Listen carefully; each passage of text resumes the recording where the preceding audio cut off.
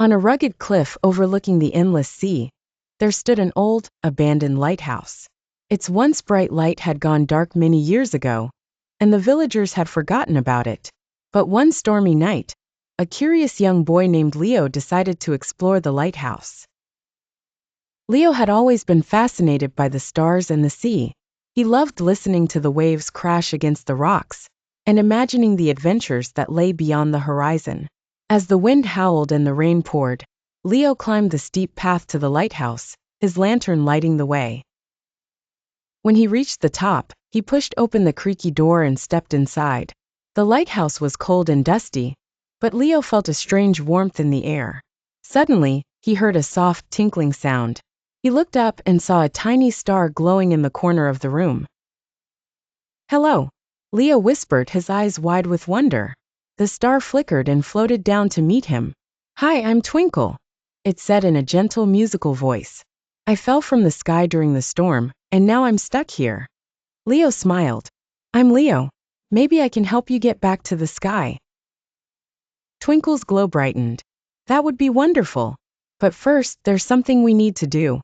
This lighthouse used to guide ships safely to the village. If we can relight it, we can help the sailors and bring hope back to the village." Leo and Twinkle searched the lighthouse for clues. In a dusty old journal, they found a note written by the last lighthouse keeper. "To relight the lighthouse, you must find the 3 missing pieces of the starry lens." "What's the starry lens?" Leo asked. "It's a magical lens that captures the light of the stars," Twinkle explained. "But it was broken long ago, and its pieces were scattered across the village." Determined to help, Leo and Twinkle set off on a quest to find the missing pieces. Their first stop was the village bakery, where they met a kind baker named Mrs. Buttercup. She handed them a small, glowing shard. "This has been in my family for generations," she said. "I think it belongs to you."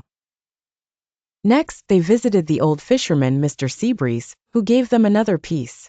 "This washed ashore many years ago," he said. "I've been keeping it safe ever since." Finally, they climbed to the top of the village clock tower, where the last piece was hidden. With all 3 pieces in hand, Leo and Twinkle returned to the lighthouse. Back at the lighthouse, Leo carefully placed the pieces of the starry lens into the lantern. Twinkle floated above it, her light growing brighter and brighter. Suddenly, the lantern burst into a dazzling beam of light that shot up into the sky. The lighthouse was alive again.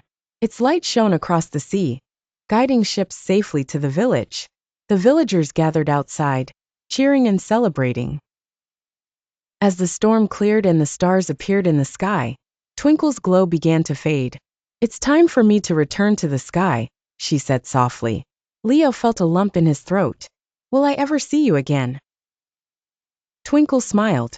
"Whenever you look at the stars, you'll see me shining down on you. And remember, the light you carry in your heart is just as magical as mine." With a final twinkle, she floated up into the night sky, joining the other stars. From that day on, the lighthouse became a symbol of hope and friendship for the village. Leo visited it often, remembering his adventure with Twinkle and the magic they had brought back to the world.